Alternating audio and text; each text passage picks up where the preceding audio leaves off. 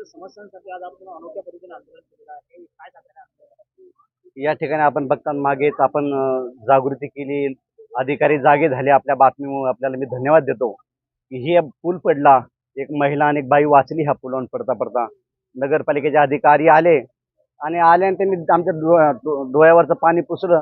आणि बघा आता जसं ते म्हाताऱ्या माणसाला जाता येता येत नाही, मुलांना जाता येत नाही, महिलांना जाता येत नाही. काल अक्षरशः एक महिला तिथे एक्सपायर झाली आमच्या बाजूलाच, तर तिला असं गोधडीत धरून बाहेर रोडवर घेऊन जावं लागलं. हे जर पूल जर व्यवस्थित असतं तर त्याला इथून घेऊन नेता आला असता. ह्या पुलाची दुरावस्था आहे, हा महत्वाचा एक भाग. जी आयुक्ताची फक्त सही राहिलेली, आयुक्त मॅडमला सही करायला वेळ नाही ह्या फाईलवरती. त्याचं टेंडर कोटेशन त्यांनी बनवलंय, फक्त सहीसाठी राहिलं म्हणून हा पूल असाच आहे. लोक सफर करतात, त्याच्यात परत कोणी पण पडू शकतं, हा महत्वाचा आहे. दुसरा विषय असा आहे की शहरामध्ये असे खड्डे खोदून ठेवलेले आहेत की ज्याच्यामुळं महिलांना, लोकांना, ॲम्ब्युलन्स आणि रिक्षा काही पण असेल, वाहतूक जी आहे, शाळेतले मुलं असतील, म्हाताऱ्या महिला असतील, म्हातारे माणसं असतील, ह्या सगळ्यांना सफर करावं लागतं.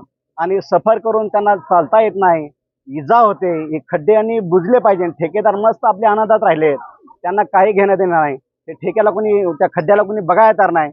एकाही ठेकेदाराला, अधिकाऱ्याचं काम आहे त्यांना सक्ती करणं, त्यांना नोटीस देणं, त्यांना सूचना देणं.